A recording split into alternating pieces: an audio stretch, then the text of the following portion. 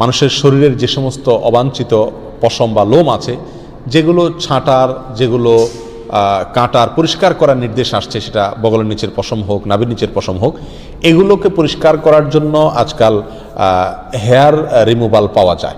এক ধরনের আপনার ক্রিম পাওয়া যায়। এই ক্রিমটা মাখায় দিয়ে এরপরে কিছু দিয়ে টান দিলে এগুলো পড়ে যায়। এখন এই হেয়ার রিমুভাল ইউজ করে এটাকে পরিষ্কার করা জায়েজ আছে, নাকি এখানে ব্লেড ইউজ করতে হবে, কেঁচি ইত্যাদি ইউজ করতে হবে? উত্তর হলো হেয়ার রিমুভাল ইউজ করা যাবে, কোনো অসুবিধা নাই। আমাকে এই পশমগুলো পরিষ্কার করতে হবে, কিভাবে করব সেটা আমার ব্যাপার। শরীয়ত আমাকে এক্ষেত্রে কোনো পদ্ধতি বলে দেয় না যে তোমাকে ব্লেড ইউজ করতে হবে। অথবা আপনি ব্লেড ইউজ করেন, অথবা মেশিন ইউজ করেন, অথবা হেয়ার রিমুভাল ইউজ করেন, যেভাবে আপনার সম্ভব বা যেভাবে আপনার ইচ্ছা সেভাবে আপনি ইউজ করতে পারেন। যদি আপনার স্বাস্থ্যের জন্য ক্ষতিকর না হয় তাহলে এটা ইউজ করাতে শরীয়তের দিক থেকে কোনো কি নাই, অসুবিধা নাই। 40 দিনের বেশি যদি কেউ নাভির নিচের লোম পরিষ্কার না করেন তাহলে সেক্ষেত্রে তার সালাত কবুল হবে না, তার নামাজ হবে না। এরকম একটি মাসআলা আমাদের সমাজে প্রচলিত আছে। কোরআন এবং হাদিসের আলোকে এটি কতটা সঠিক আমরা সে বিষয়ে জানার চেষ্টা করব। প্রথম কথা হলো, হাত পায়ের নখ ছোট করা, গোপ ছাঁটা ছোট করা, বগল এবং নাভির নিচের পশম পরিষ্কার করা, এটাকে চেঁচে ফেলা, এটি সকল নবী রাসূলগণের প্রতি আল্লাহ রাব্বুল আলামিনের পক্ষ থেকে আরোপিত কমন একটি বিধান ছিল। সকল নবী রাসূলগণের কমন একটি সুন্নাহ ছিল। যে সুন্নাহ সকল নবী রাসূলদের জন্য প্রযোজ্য ছিল, একজন ইমানদারের জন্য সেটি অবশ্যই অনেক বেশি গুরুত্বপূর্ণ। আনাস ইবনে মালিক রাদিয়াল্লাহু তাআলা আনহু একটি হাদিস বর্ণনা করেছেন, যেটি সহিহ মুসলিমে বর্ণিত হয়েছে, সুনান নাসাঈ এবং মুসনাদ আহমদ সহ বিভিন্ন হাদিস কিতাবে বর্ণিত হয়েছে।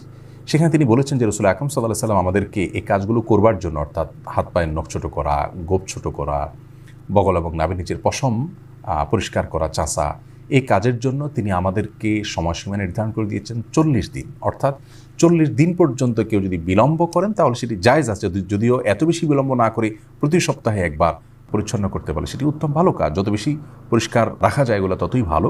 কিন্তু যদি কেউ বিলম্ব করতে চান তাহলে সেক্ষেত্রে তিনি এগুলো না চেষে না কেটে সর্বোচ্চ 40 দিন পর্যন্ত থাকতে পারবেন। 40 দিনের পর যদি তিনি না কেটে থাকেন তাহলে সেটি তার জন্য গুনাহের কারণ হবে। সে কারণে তিনি আল্লাহর কাছে পাপী হিসাবে বিবেচিত হবেন। কিন্তু এর কারণে তার সালাত হবে না, তার নামাজ কবুল হবে না, এরকম কোনো কথা হাদিসের কোথাও বলা হয়নি। সালাত বা নামাজ বিশুদ্ধ হওয়ার সম্পর্ক হলো সালাতের যে শর্ত আছে সেই শর্তগুলো তিনি সঠিকভাবে আদায় করেছেন কিনা এর উপর নির্ভর করে। যার কারণে সালাতের শর্ত যদি সঠিকভাবে আদায় করে থাকেন, ফরজগুলো সঠিকভাবে আদায় করে থাকেন, তাহলে সালাত বিশুদ্ধ হবে। যদিও তার নাভির নিচের লোম তিনি অপরিষ্কার রাখেন, নখ বড় রাখেন, এগুলো করা সত্ত্বেও তার সালাত আদায় হয়ে যাবে। কিন্তু এগুলোকে তিনি বড় রাখবার কারণে, ছোট না করার কারণে, সময়মতো না চাষবার কারণে, 40 দিনে বেশি অপরিচ্ছন্ন রাখবার কারণে তিনি একটি গুনাহে লিপ্ত হলেন, সেটি সম্পূর্ণ ভিন্ন বিষয়। আল্লাহ রাব্বুল আমাদের সকলকে সব ক্ষেত্রেই রাসূল আকরাম সাল্লাল্লাহু আলাইহি ওয়াসাল্লামের সমস্ত দিক নির্দেশনাগুলোকে মেনে চলার তৌফিক দান করুন। চুল ও নখ কাটার পর তা টয়লেটে ফেললে গুনাহ হবে কিনা? ভাই তুহিন, আমাদের শরীরের চুল, নখ ইত্যাদি কেটে সেটা যদি আমরা টয়লেটে বা ওয়াশরুমে ফেলে দিই তাহলে তার কারণে গুনাহ হবে না, কিন্তু কাজটি অনুত্তম, মানে ভালো নয়। একজন মুসলিম তার শরীরের কোনো অঙ্গ প্রত্যঙ্গ, চুল, নখ ইত্যাদি এগুলো যদি কাটার প্রয়োজন হয় কেটে তিনি সেটাকে যদি কোনো মাটি ইত্যাদির নিচে পুঁতে রাখতে পারেন সেটা ভালো, উত্তম।